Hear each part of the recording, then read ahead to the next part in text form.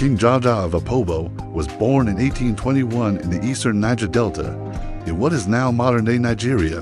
But he wasn't born a king. He wasn't even born free. His birth name was Manaso Akwarazurumba, and he came from the Igbo ethnic group.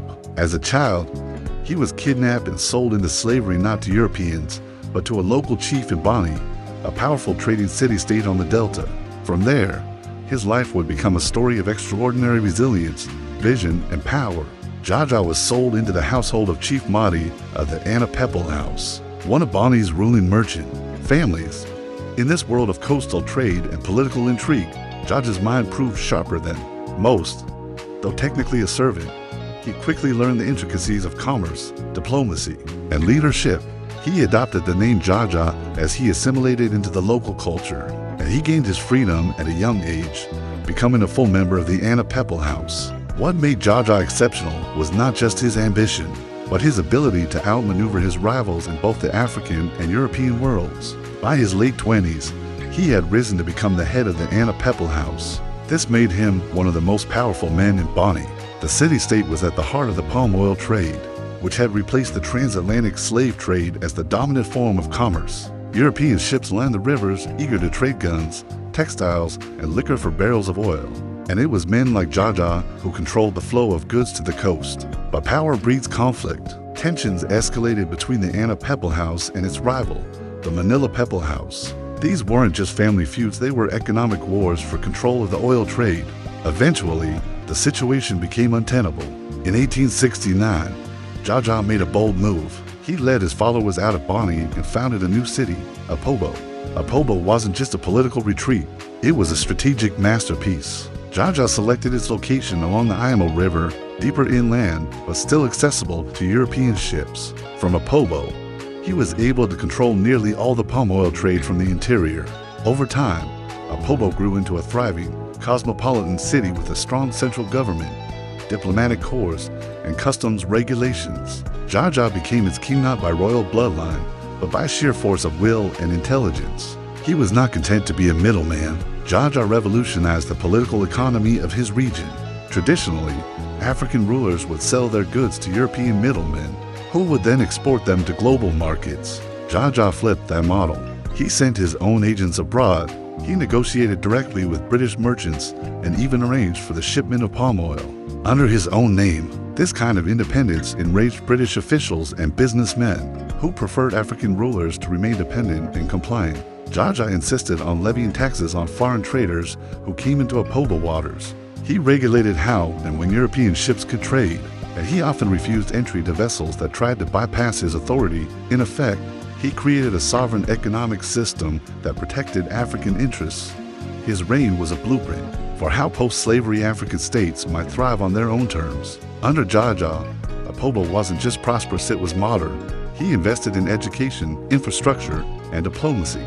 He established trade missions to Liverpool. He employed secretaries who could read and write in English. His court dressed in a fusion of British and African fashion, signaling both cultural pride and cosmopolitanism.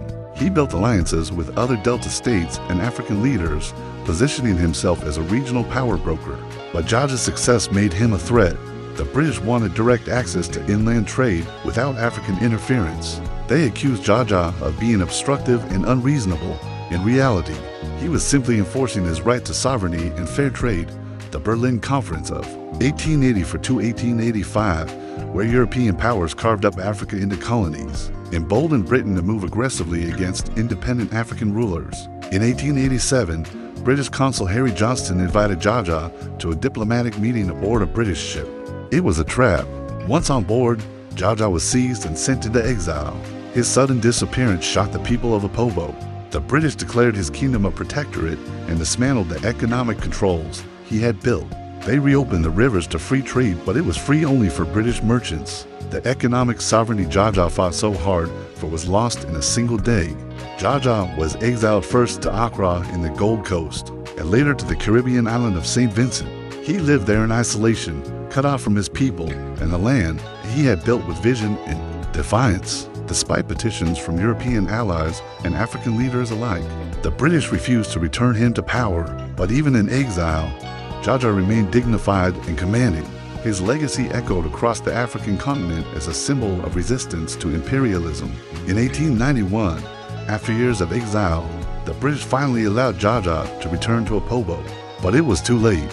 He died en route under suspicious circumstances. Many believe he was poisoned. His body was returned to Opobo, where he was buried with honor by his people.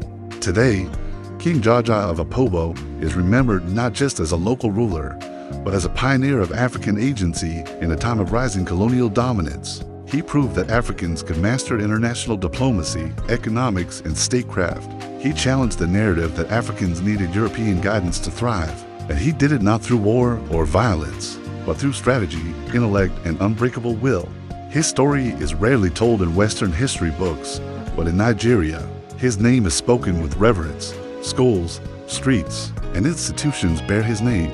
His descendants continue to play a role in local politics and culture, and historians now recognize him as one of the most important African leaders of the 19th century, a man who built a kingdom from nothing and defied the greatest empire on earth.